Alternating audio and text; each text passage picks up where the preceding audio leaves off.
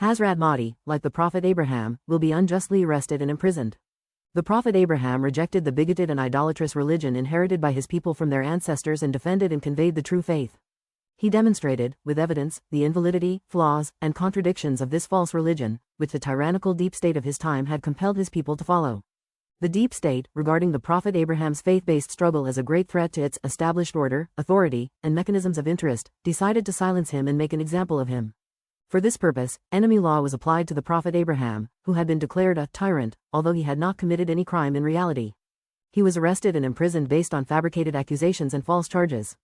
As a result, the Prophet Abraham was imprisoned for a total of 10 years, part of which he spent in the dungeons around the Van fortress. When he broke the idols, Nimrod imprisoned Abraham.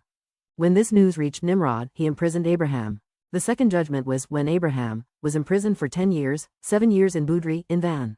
Throughout history, deep states have treated individuals they perceive as threats to their ideological systems and networks of interest as follows. They declare them as persons dangerous to social order in the established system. They fabricate false charges against them. They conduct defamation and slander campaigns to destroy their reputation. They arrest them on pretentious and false pretexts. They carry out unlawful show trials. They sentence them to severe prison penalties with no legal basis. In the end times, the same enemy law, applied to the Prophet Abraham, will also be applied to Hazrat Mahdi. Under the instigation and targeting of the Antichrist system, namely the British deep state, Hazrat Mahdi will be watched and placed under surveillance, be slandered and defamed, be subjected to vile attacks by hypocrites and polytheists who claim to be Muslim, as indicated in the Hadith. 70,000 people from my community wearing turbans will follow the Antichrist.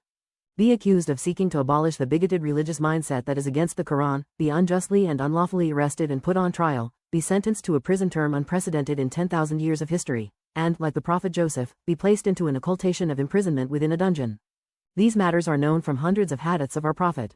At present, Mr. Adnan Oktar, who is imprisoned in the Van high-security closed penal institution, regards his sharing of a similar destiny with such blessed figures as the Prophet Abraham and Hazrat Mahdi, and his enduring of the same severe injustices, as a beautiful and meaningful manifestation of divine destiny, and he welcomes this with great joy and gratitude.